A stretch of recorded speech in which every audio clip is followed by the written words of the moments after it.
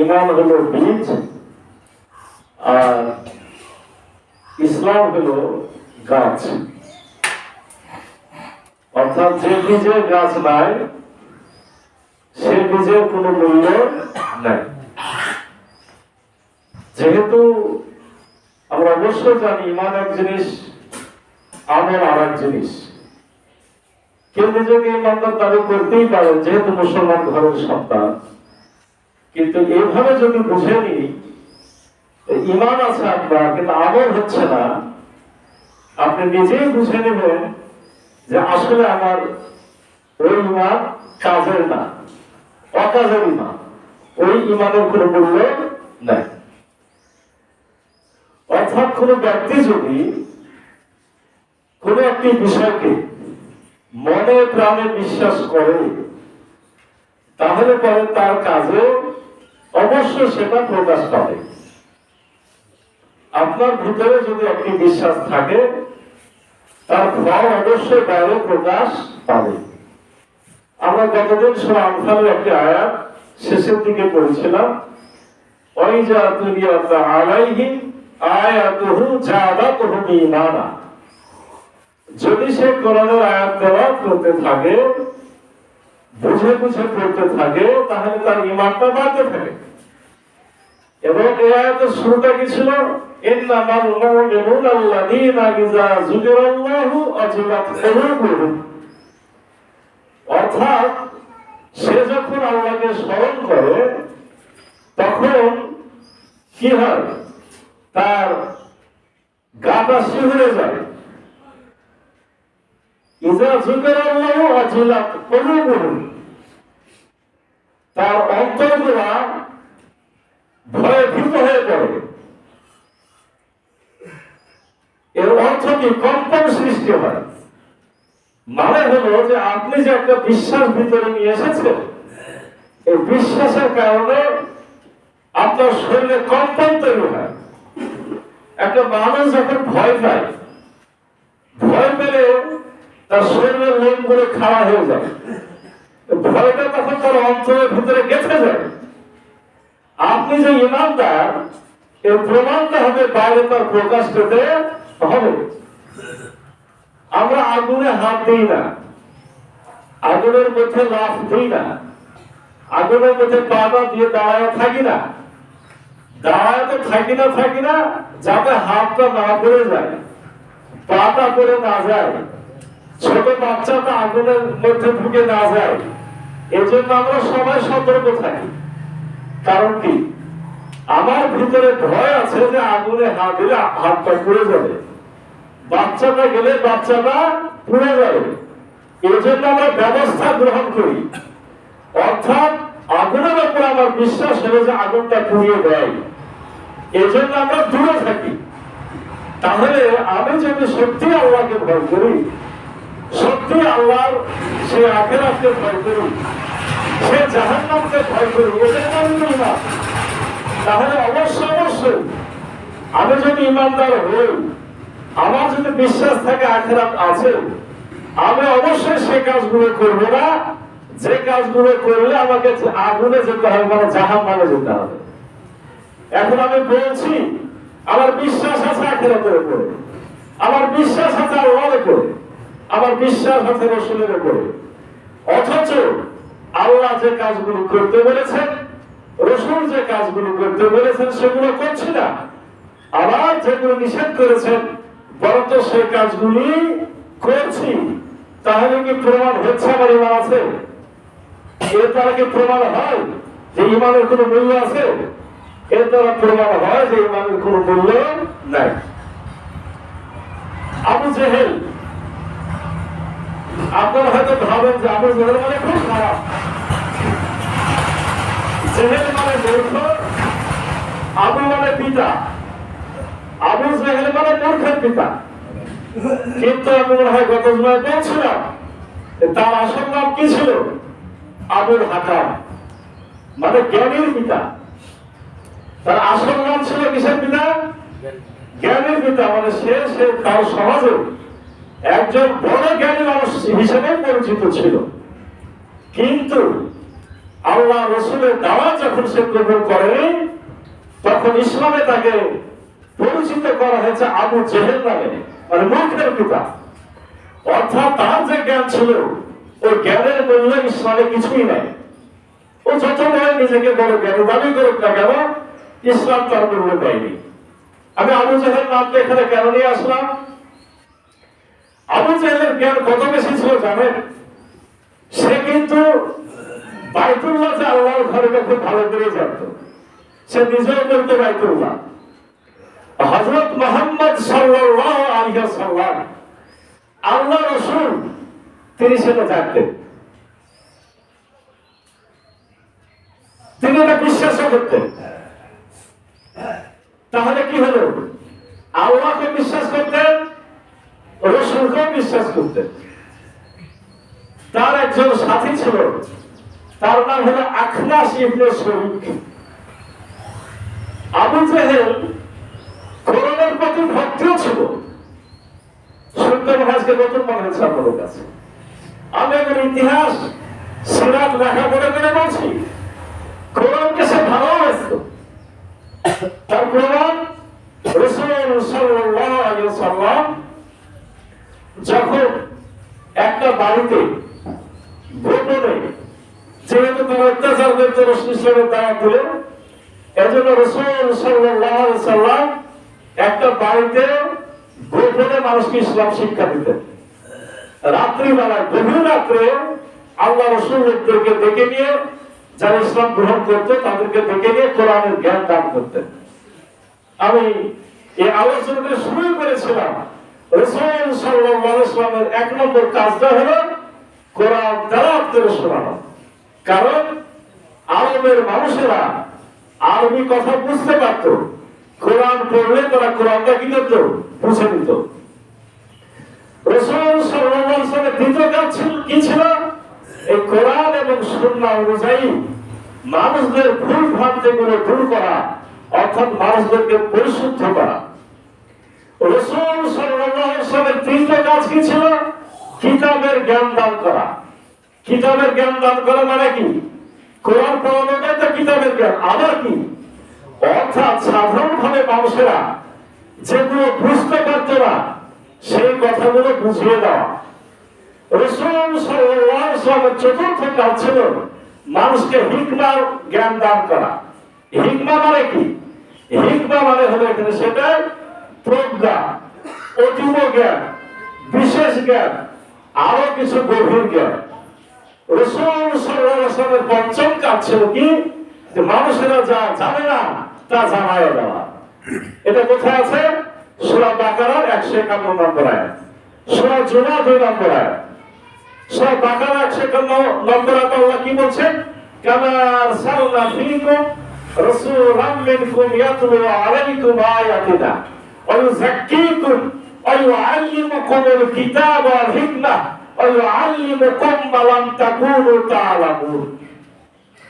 কামা আরসালনা, আমি পাঠিয়েছি, আমরা পাঠিয়েছি রাসূলকে, ফীকুম, তোমাদের মধ্যে, রাসূলাম মিনকুম, তোমাদের মধ্যে থেকে একজন রাসূল, ইয়াতলু আলাইকুম আয়াতিনা, এক নম্বর কাজ হলো তার কি? কোরআনের আয়াত তেলাওয়াত করে শোনানো। ওয়া ইউযাক্কিকুম, তোমাদেরকে পরিশুদ্ধ করা। ওয়া ইউআল্লিমুকুমুল কিতাব, তোমাদেরকে কিতাবের জ্ঞান দান করা। আর হিকমা, হিকমার জ্ঞান দান করা। ওয়া ইউআল্লিমুকুম মা লাম তাকুনু তা'লামুন, তোমাদেরকে এমন সব জ্ঞান দেওয়া যে জ্ঞান তোমরা জানো না। রাসূল সাল্লাল্লাহু আলাইহি ওয়াসাল্লাম 5টা কাজ ছিল। আমরা এর আগে বলেছি এই কাজগুলো আমাদেরও। আমরা যদি এই কাজগুলো করতে চাই, প্রথমে আমাদেরকে কোরআন শিখতে হবে, কোরআন বুঝতে হবে।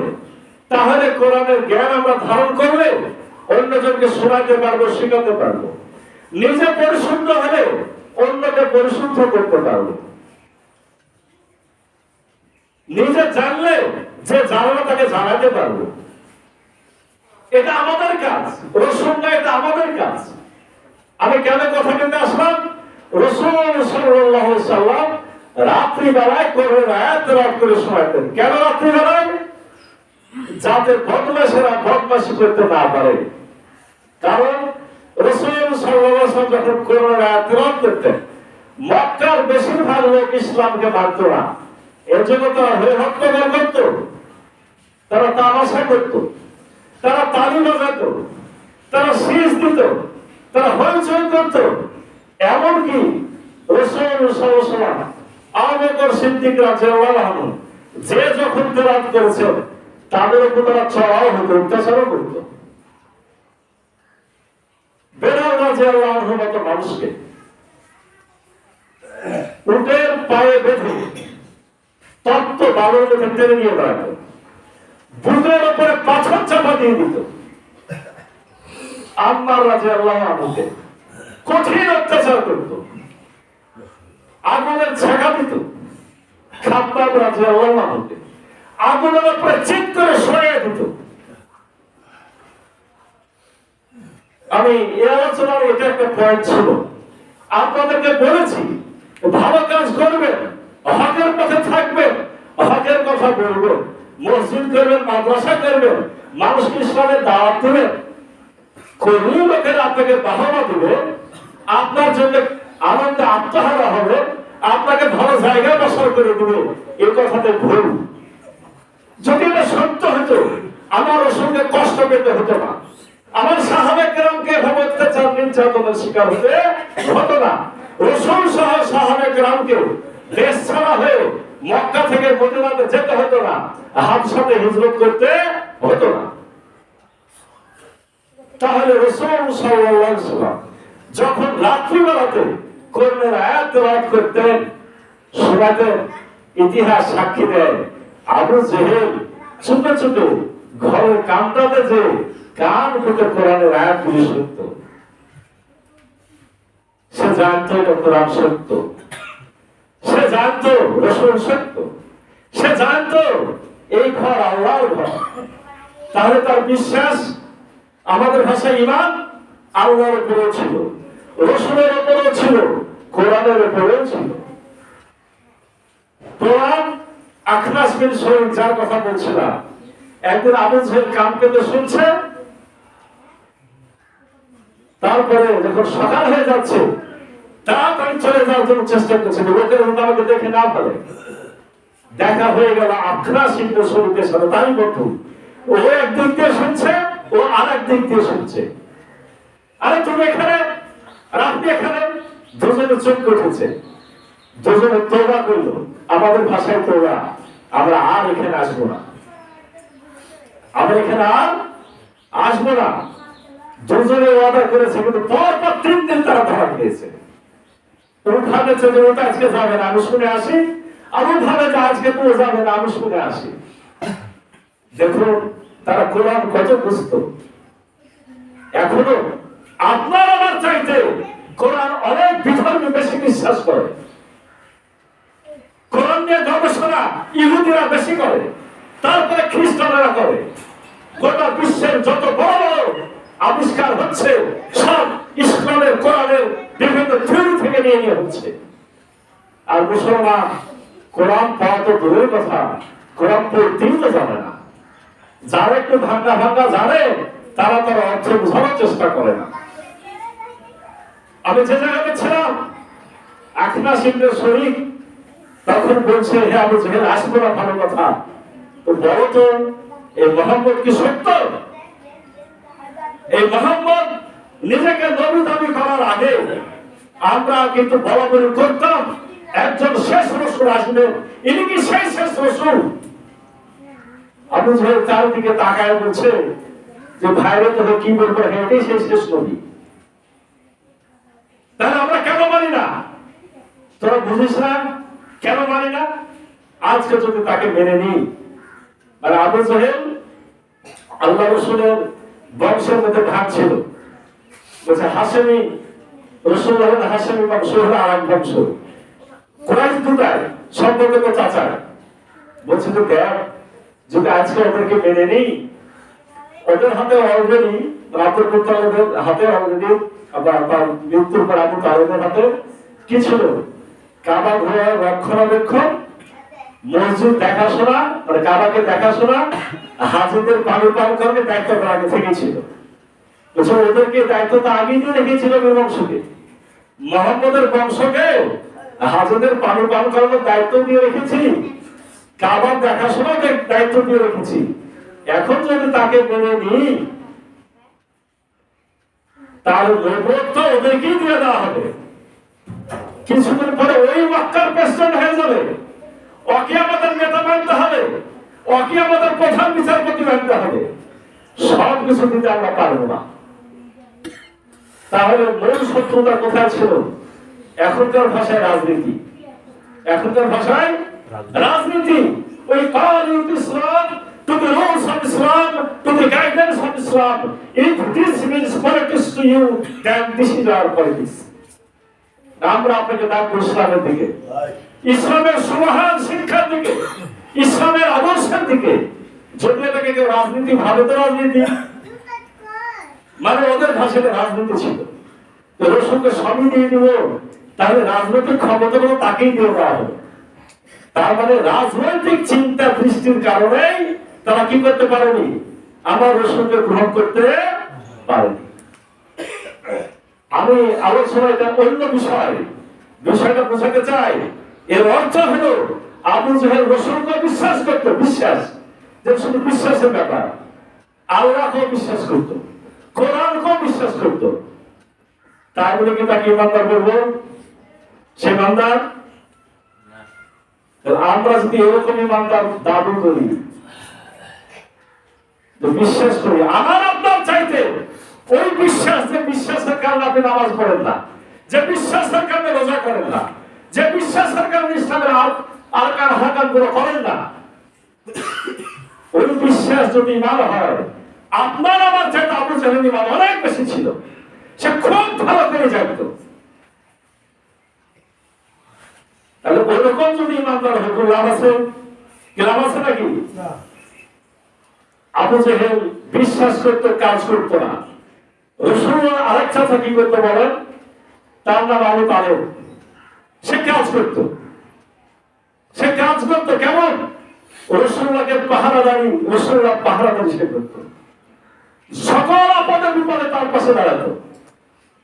এমনকি শিবে আবু তালিব 3 বছর যখন রাসূল সাল্লাল্লাহু আলাইহি সাল্লামকে মানুষেরা বহিষ্কার করে রেখেছিল সমাজ থেকে, এখনকার সময়ের মতো জেলখানার মতো, খেতে পেত না, পানি পেত না, রাসূলের লোকদের সাথে বেসামি কারণটা হতো না, ব্যবসা বাণিজ্য চলতে পারতো না, বাইরের কোন জিনিসকে বিক্রি করতে আসে তাদের কাছে বিক্রি করা হতো না, কঠিন কষ্ট।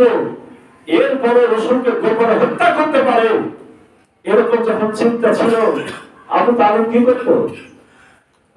আবু তালিব আল্লাহ রাসূলকে রাত পর্যন্ত, মনে করেন যে রাত 10টা পর্যন্ত যে বিছানায় থাকতো, পরবর্তী সময় চুপ করে তাকে ঘুম থেকে তুলে আরেক জায়গায় শোয়াতো, আর ওই জায়গায় হয় সে নিজে বা তার কোন সন্তানকে শোয়া রাখতো। কেউ যদি আক্রমণ করে, যাতে আমি মারা যায় বা আমার ছেলে মারা যায়, তো মুহাম্মদের গায়ে যাবে কি আঘাত না আসে। এতগুলো কাজ করার পরেও সে কি, তার বিশ্বাসও ছিল, বিশ্বাসও ছিল, কাজও করত, কিন্তু মুক্তি ঘোষণা দেয়নি। সে কি জান্নাতে যাবে? যাবে না। তাহলে পড়াই করে লাভটা কি ভাই? আপনাকে 3টাই করা লাগবে, বিশ্বাসও করতে হবে, কাজও করতে হবে, মুখ দিয়ে স্বীকারও করতে হবে। যদি তাই না হয় তাহলে আপনার ইমান আবু জাহেলের মতো অথবা আবু তালেবের মতো। মাঝে মধ্যে আমরা ফখর করি, আমার বাপ খুব ভালো ছিল, আমার বাপ খুব নামাজি ছিল, আমার বংশ খুব দামি বংশ। নিজে করেন না, কাম আছে? কাম আছে? তার প্রমাণ কি বলো?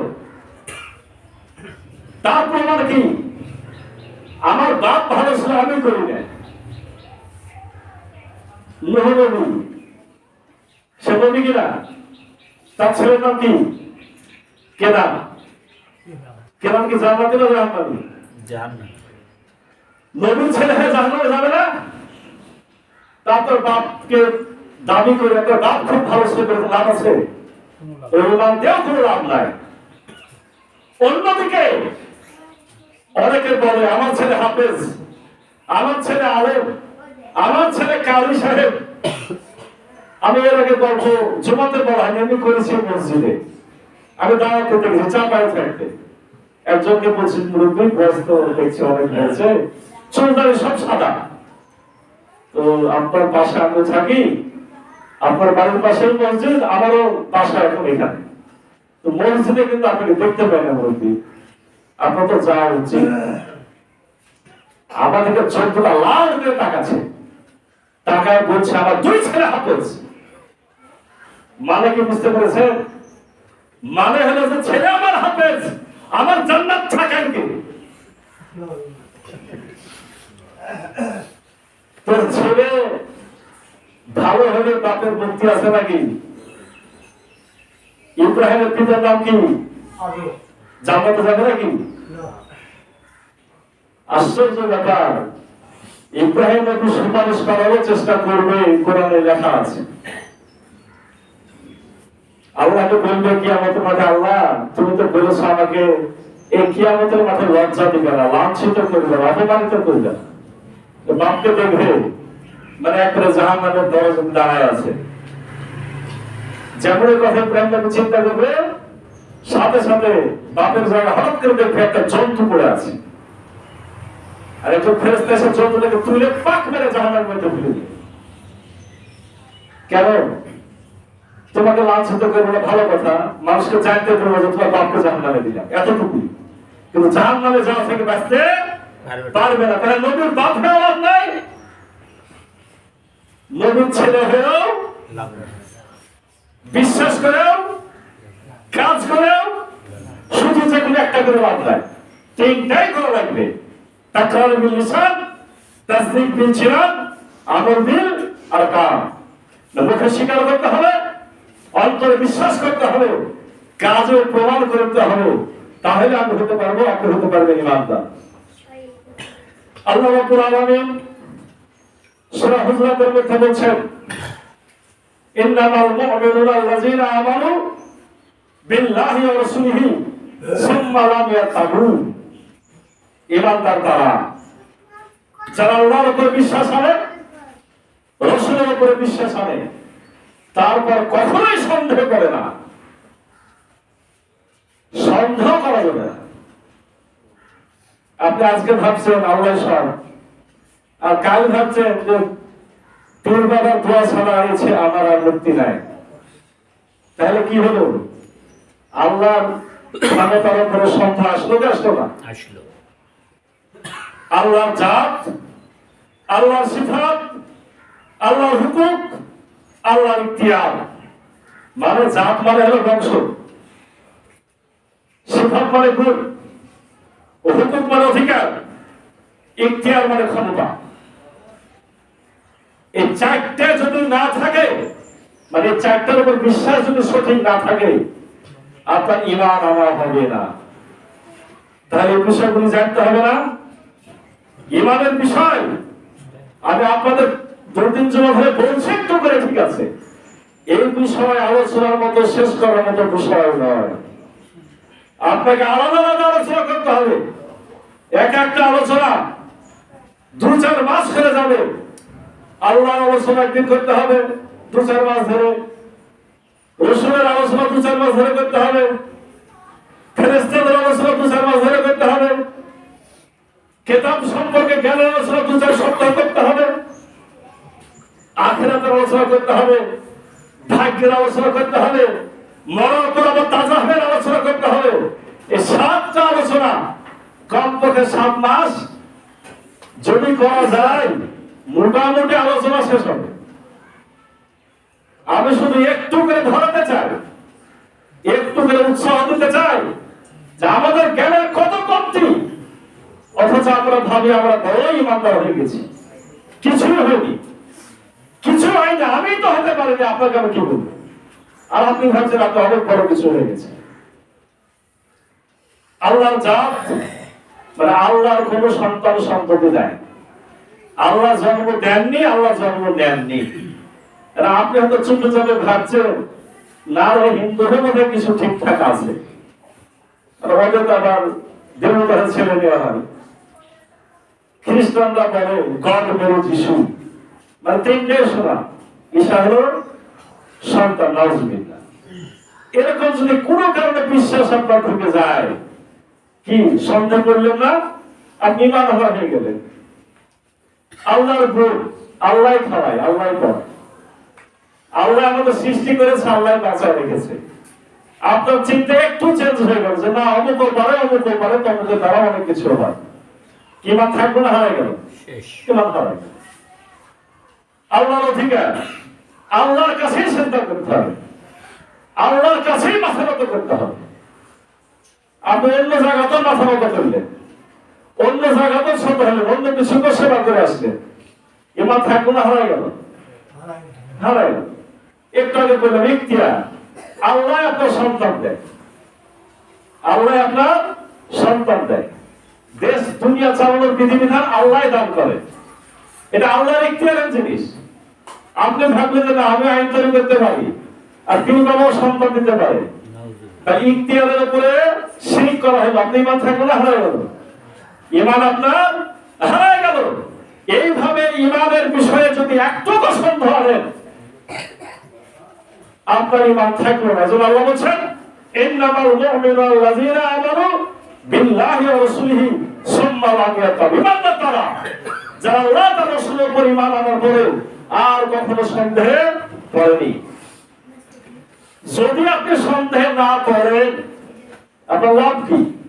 সূরা হামিদ সাজদা 29 নম্বর আয়াত আল্লাহ রাব্বুল আলামিন বলছেন ইন্নাল্লাযীনা ক্বালু রাব্বুনাল্লাহ সুম্মা ইসতাকামু তাতানাজ্জালু আলাইহিমুল মালায়েকা আল্লা তাখাফু ওয়া লা তাহজানু ওয়া আবশিরু বিল জান্নাহ। কেউ যদি বলে রব আমার আল্লাহ, মানে এটা এতক্ষণ যে কথাগুলো বললাম সব কিছুর মালিক আল্লাহ, সুম্মা ইসতাকামু তার উপরে দৃঢ় থাকে, তাতানাজ্জালু আলাইহিমুল মালায়েকা তাদের উপর ফেরেশতারা নাযিল হয়। ফেরেশতারা এসে কানে কানে তাদের বলে আল্লাহ তাখাফু ওয়া লা তাহজানু, ভয় করো না, চিন্তা করো না, আবশিরু বিল জান্নাতিল্লাতী কুনতুম তুআদুন, ও জান্নাতের সুসংবাদ গ্রহণ করো যার প্রতিশ্রুতি স্বয়ং আল্লাহ রাব্বুল আলামিন দিয়েছেন। দিনে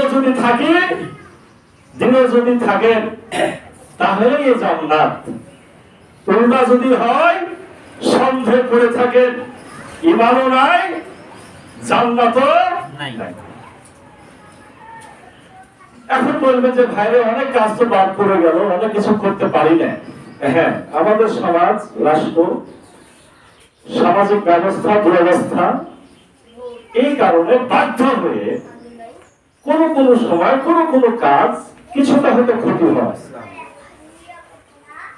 আমি এটাকে বেঈমান বলবো না, বাধ্য হয়ে যে কাজটা করে এটা ঈমান হারা নয়। এজন্য একটা সংজ্ঞা মুখস্থ রাখতে হবে। সেটা কি? ওজন, অনুশোচনা, উদ্ধার পাওয়ার চেষ্টা। এই শব্দটা মুখস্থ রাখবে, মাঝে মাঝে ধরতে হবে আপনাদের। তিনটা শব্দ কি? ওজন, অনুশোচনা, উদ্ধার পাওয়ার চেষ্টা। কোন একটা কাজ এখন করতে পারছেন না, বাস্তবিক ওজন থাকা লাগবে। আসলে কোন চাপে, কোন বিপদে, কোন মারাত্মক সমস্যা হয়তো করতে পারেননি, ওজনটা থাকা লাগবে। ওজনের সাথে সাথে মনে দুঃখ থাকতে হবে, এটা নাম অনুশোচনা। শুধু অনুশোচনাও থাকলে হবে না, ওখান থেকে বাঁচার চেষ্টাও করতে হবে। এই তিনটা যদি থাকে, তারপর যদি কোনো কাজ ছোটে, তাহলে বলবো যে ঈমান আছে, বাধ্য হয়ে করতে পারেননি। কিন্তু যদি আপনি হেসে খেলে করেন, আনন্দের সাথে করেন, ধরুন নামাজ পড়বো না, রোজা আছে তো কি হলো, তিনি একটু না খেলে হয় নাকি, টাকা আছে তো কি আছে, যাবো না হবে, মানে মজা করছেন, মজা। অর্থ আছে, যাকাত দিব না, দিলে কমে যাবে। যদি কোন ওজন ছাড়া, অনুশোচনা ছাড়া, উদ্ধার পাওয়ার চেষ্টা ছাড়া এরকম করেন, ঈমান তো নাই, তখন আপনাকে নিজেই বুঝতে হবে আপনি ইমানের জায়গায় যে জায়গাটা বিপরীতে বসবে কাফের হয়ে গেছেন কি হন নাই, এটা আপনি রায় দেবেন। এরা আমি এখান থেকে এই জায়গা থেকে দিব না, এটা দেওয়া আমার দায়িত্ব না। এই হাদিসটি বলেছি বাইনাল আবদি ও বাইনাল কুফরি তারকুস সালাত। সালাত আদায়কারী আল্লাহর বান্দা যে সালাত ছেড়ে দেয় সেই কাফের, না আনন্দের সাথে যদি ছেড়ে দেন আপনি কাফের। আর এক হাদিসে বলেছেন আল্লাহ রাসূল সাল্লাল্লাহু আলাইহি ওয়াসাল্লাম, আমান তারাকা সালাতান মুতাআম্মিদান ফাকাদ কাফারা। যে ব্যক্তি ইচ্ছাকৃতভাবে মানে আনন্দের সাথে মজা করতে যে সালাতকে ছেড়ে দেয়, হাসতে খেলতে সালাত ছেড়ে দেয়, ক্যারম বোর্ড খেলতে খেলতে সালাত ছেড়ে দেয়, টিভি দেখতে দেখতে সালাত ছেড়ে দেয়, এটাকে আনন্দের জন্য ছাড়লেন না, মজা লুটার জন্য ছাড়লেন না? আল্লাহ রাসূল বলেছেন ফাকাদ কাফারা, সে ব্যক্তি কাফের হয়ে গেল। কার কথা? আপনার বাইরে যে বলেন না যে হুজুর বলেছেন আমার ছেলে কাফের হয়ে যাবে, হুজুর বলেছেন না, হুজুর বলেছেন। কোন হুজুর? হুজুরের পাক হযরত মুহাম্মদ সাল্লাল্লাহু আলাইহি ওয়াসাল্লাম। আমার কথা না, আমার ব্যাপারে ভুল ফতোয়া করতে যাবেন না। আমি বলেছি কথা সন্দেহ হলে সে হাদিসটি জানতে চাইলে, সে কোরআনের আয়াত কয় নম্বর জানতে চাইলে পরে আমাকে বলবে। আমার কাছ থেকে আমি কিছু কথা বলার চেষ্টা ইনশাআল্লাহ করব না। ইমানের ব্যাপারে একটা সূরা আছে, সূরা আসর। সূরার নাম কি? সূরা আসর, ছোট্ট সূরা। ওয়াল আসর ইন্নাল ইনসানা লাফি খুসর ইল্লাল্লাযীনা আমানু ওয়া আমিলুস সালিহাতি ওয়া তাওয়াসাউ বিল হক ওয়া তাওয়াসাউ বিস সাবর। আল্লাহ রাব্বুল আলামিন কসম করেন, সময়ের কসম, মানে অতীত সময়, বর্তমান সময়, ভবিষ্যৎ সময়, সময় সাক্ষী। মানে এই কাজগুলো যারা আগে করেনি তারা ক্ষতিগ্রস্ত ছিল, এখন যারা করছে না তারাও ক্ষতিগ্রস্ত, ভবিষ্যতে যারা করবে না তারাও ক্ষতিগ্রস্ত। ইমাম শাফিঈ রাহিমাহুল্লাহ বলছেন সূরা আসরের ব্যাপারে, কেউ যদি সূরা আসরের উপরে আমল করে, সূরা আসরটা শুধু বুঝে নেয়, সেটাই তার জন্য যথেষ্ট। ছোট্ট কথা আছে কত কিছু। এই সূরা সময়ের কসমের ব্যাপারে ইমাম রাজি রাহিমাহুল্লাহ তিনি বর্ণনা করছেন, আমি প্রথমে বুঝতে পারি নাই আল্লাহ কেন সময়ের কসম খেলেন।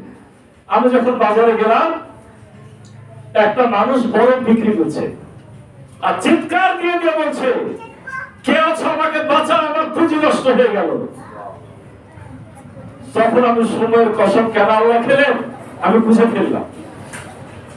মানে কি, বরফ গলে যাচ্ছে, তো বরফ যদি কিনা বরফ বিক্রি না হয় গলে যায়, পুঁজিটা থাকলেও পুঁজিটা নষ্ট হয়ে গেল।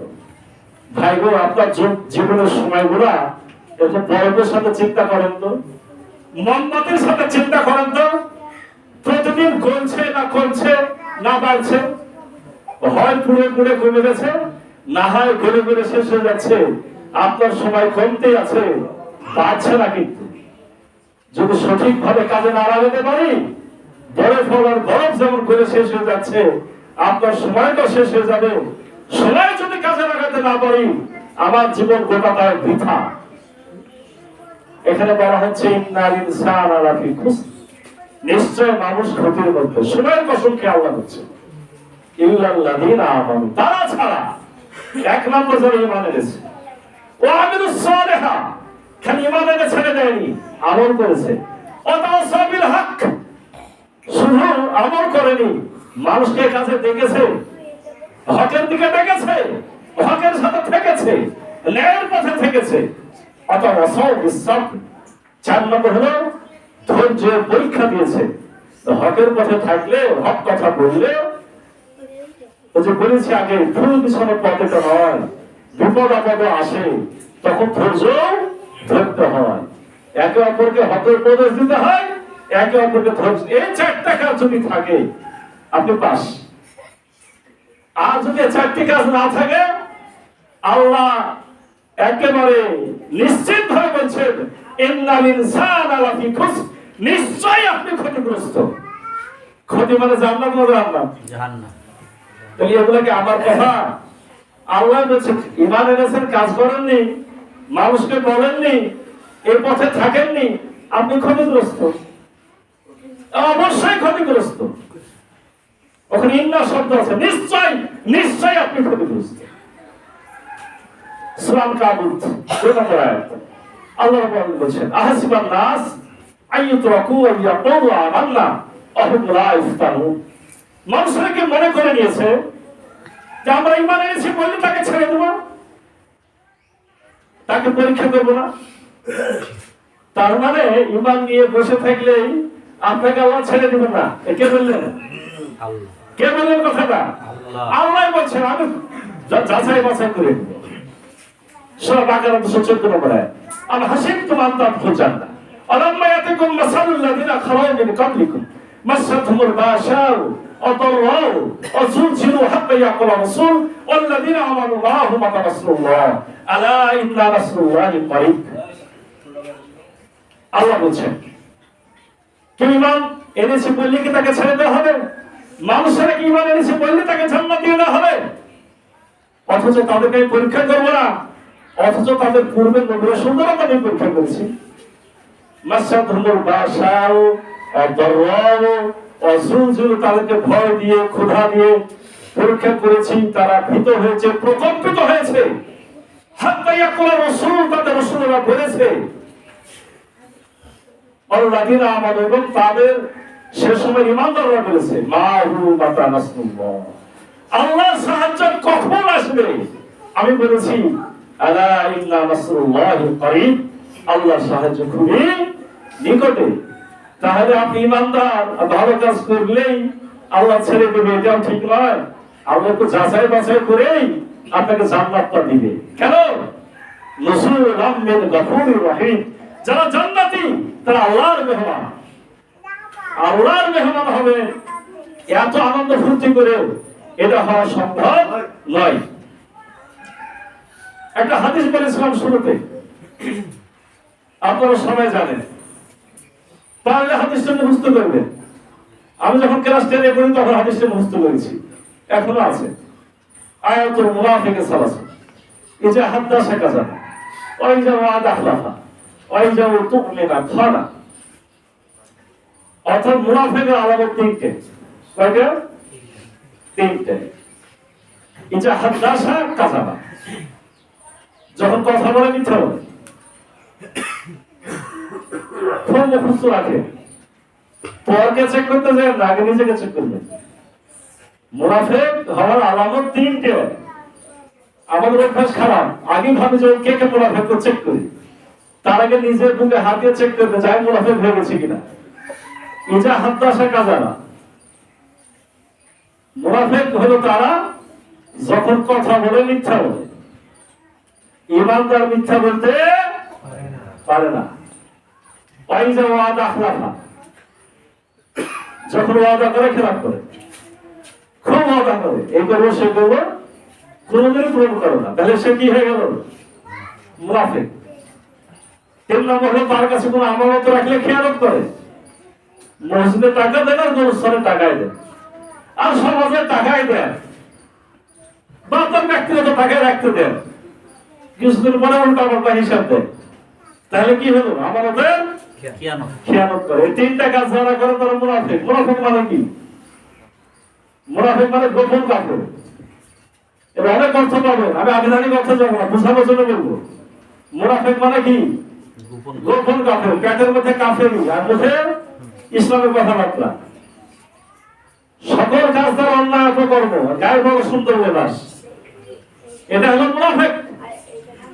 তাই এখানে যেটা বলা হলো সেটা হলো সত্য কথা বলা, ওয়াদা রক্ষা করা, আর হলো আমানত রক্ষা করা। ঈমান। আপনার কাছে যদি সত্য কথা থাকে, ওয়াদা রক্ষার কাজ থাকে, আর আমানত রক্ষার কাজ থাকে, তাহলে আপনি ঈমানদার। এর উল্টা দিকে চলে গেলে আপনি কাফের, মানে গোপন কাফের, মানে মুনাফিক। গোপন কাফেরকে আরবিতে বলা হয় মুনাফিক। তার মানে ঈমানের কাজ, ইসলামের কাজ করলে আপনি ঈমানদার। ঈমান ইসলামের কাজ না করলে ভাই আপনি কি? সরাসরি তাকে কাফের বলা যাবে না। গোপন আল্লাহ উসুল করেছেন গোপন কাফের। গোপন কাফের কি বলা হয়? মুনাফিক। দুটা মুখ, দুটা মুখ, এদিকে এক কথা ওদিকে আর এক কথা। আল্লাহ রাসূল সাল্লাল্লাহু আলাইহি ওয়াসাল্লাম ঈমান যাচাইয়ের একটা হাদিস বলেছেন, মান রাআ মিনকুম মুনকারান ফালিয়ুগাইয়িরু বিয়াদিহি ফাইন লাম ইস্তাতি ফাবিলিসানিহি ফাইন লাম ইস্তাতি ফাবিকলবিহি যালিকা যাফুল ঈমান। যারা সত্যিকারের ঈমানদার তারা যদি কোনো অন্যায় কাজ হতে দেখে তাহলে বাধা দেয়। আমরা কি করি ভাই? পালাই যায়। এখন বলেন তো যে যদি দুজনে ঝামেলা না হয়, আর যে লোকটা ঝামেলা করছে সে যদি শক্তিশালী হয়, তার টাকা পয়সা বেশি হয়, তা আমাদের দেশের বর্তমান চিন্তা ফিকের সে নেতা ফেতা হয়, ক্ষমতা টমতা থাকে, যদি একটা গরিব মানুষকে বাইরেও ফেলে তার টাকাটা কাটাও নেয়, আমি চুপ করে ঘরে যে মসজিদে জানলাম লাগে। এই হাদিসের দৃষ্টিতে কি আপনি ইমানদার? আপনি যদি খাঁটি ইমানদার হন তাহলে এক নম্বর হলো আপনি হাত দিয়ে বাধা দিয়ে দেবেন। আর যদি সত্যি বাধা দেওয়ার ক্ষমতা আপনারও না থাকে, না আপনিও হত্যা হয়ে যাওয়ার সম্ভাবনা থাকে, ফালু গায়রু বিয়াদিহি ফাইল্লাম ইস্তাতি ফাবিলিসানিহি, কমপক্ষে মুখ দিয়ে বাধা দিবেন। এই তুমি কাজ করো না, এটা করা ঠিক নয়, এটা বন্ধ করো, এটা বন্ধ করতে হবে। এতটুকু যদি সাহস দেখান, আপনি দ্বিতীয় স্তরে ইমানদার। ফাইল্লাম ইস্তাতি ফাবিকলবিহি, তিন নম্বর হলো যদি মুখ দিয়ে বলতে না পারেন, ভিতরে আপনার তোলপাড় থাকবে, অনুশোচনা। এটা বলছিলাম ওজন অনুশোচনা উদ্ধার প্রচেষ্টা। তিন নম্বর হলো আপনার অনুশোচনা থাকবে, এটা বাধা দেওয়া উচিত। কিভাবে বাধা দেওয়া যায় চিন্তা করা উচিত। ওই যে লোকটা বিপদে পড়েছে, এখন তো পারলাম না, পরে তো উপকার করবো, এরকম যদি মানসিকতা থাকে তাহলে আপনি তিন নম্বর ঈমান। আর যদি অনুশোচনাও না থাকে তাহলে আপনি কি বেঈমান। আর বলা লাগবে না, বেঈমান মানে ঈমান নাই। ঈমান নাই মানে কি? দেখুন, আমি মোটামুটি আজকে মৌলিক ঈমান সম্পর্কে কথা শেষ করতে চাচ্ছি, কারণ ওই সময় তো শেষ হয়েই গেল। তার মানে হলো যে ক্ষতির সম্ভাবনা আছে, আপনার বিপদ আসার সম্ভাবনা, এটাকে উপেক্ষা করেও যদি আপনি ঈমানের কাজ করেন, আপনি এক নম্বর ঈমানদার। কথা বলা বাধা দিলে দ্বিতীয় ঈমানদার। অনুশোচনা থাকলে আপনি তৃতীয় স্তরের ঈমানদার। অনুশোচনাও যদি না থাকে আপনি ঈমান হারা, আপনার ঈমান নাই। এতটা আয়াত বলে শেষ করি। একটা হলো আফাতুমিনুনা বিবাযিল কিতাব ওয়া তাকফুরুনা বিবায। ঈমানের একটা সর্ববৃহৎ একটা সংজ্ঞা মহান রব্বুল আলামিন সূরা বাকারার 85 নম্বর আয়াতে বলছেন। সেটার অর্থ হলো যে তোমরা কি কোরআনের কিছু অংশ মানবে আর কিছু অংশ অস্বীকার করবে? তার মানে হলো ইমানদার হতে হলে গোটা কোরআনকে মানতে হবে, মানে গোটা কোরআন জানতে হবে, গোটা কোরআনের উপরে বিশ্বাস নিয়ে সে কাজ করতে হবে, তাহলে আপনি পুরা ইমানদার। কিছু অংশ অস্বীকার করলে এটা ইমানের বৈশিষ্ট্য না। সর্বশেষ একটা বলি, আল্লাহ রাব্বুল বলছেন ওমা আতাকুমুর রাসূল ফাখুযুহু ওমা নাহাকুম আনহু ফান্তাহু। সূরা হাসর 7 নম্বর আয়াত। আমার রাসূল তোমাদেরকে যা কিছু দেয় তা তোমরা গ্রহণ করো, আর যা থেকে নিষেধ করে তা বর্জন করো। তার মানে কি হলো? কোরআনও জানতে হবে, রাসূলকেও জানতে হবে, রাসূলকেও মানতে হবে, কোরআনও মানতে হবে, রাসূলকেও মানতে হবে। দুটো একসঙ্গে করলে আপনি পুরা ঈমানদার। সর্বশেষ কথা, আল্লাহ রাব্বুল আলামিন বলেছেন উদখুলু ফিস-সিলমি কাফা, তোমরা ইসলামে দাখিল হও পরিপূর্ণভাবে। আধা আধা থাকবেন কোনো কাম নাই। আধা আধা থাকা মানে কি? অর্ধেক মুসলমান অর্ধেক কাফের না। নবী রাসূল সাহাবায়ে কেরামদের আমল যা ছিল তারা পরিপূর্ণ ইসলাম ছিল, পরিপূর্ণ। তাদের মধ্যে দুই নম্বরই ছিল রাসূল। আমরা সত্যিকার অর্থে খাঁটি মুমিন মুত্তাকি মুসলমান হিসেবে নিজে ইসলামে দাখিল হয়ে যাই। আল্লাহুম্মা আমিন। আল্লাহ আমাদের সকলকে পাক্কা মুমিন মুত্তাকি হিসেবে কবুল করুন, আমরা পাক্কা মুসলিম হয়ে যাই। আল্লাহ রাব্বুল আলামিন আমাদের ঈমান ইসলামের কথাগুলো জানা বোঝা সেগুলো যে আমল করার তৌফিক দান করুন, সেটা আল্লাহুম্মা আমিন। আল্লাহ আমাদের জীবনের গুনাহ খাতা মাফ করুন, সেটা আল্লাহুম্মা আমিন। আল্লাহ অতীতকে ভুলে সামনে থেকে শুধু ভালো কাজ করার তৌফিক দান করুন, আল্লাহুম্মা আমিন। যারা মসজিদ করেছি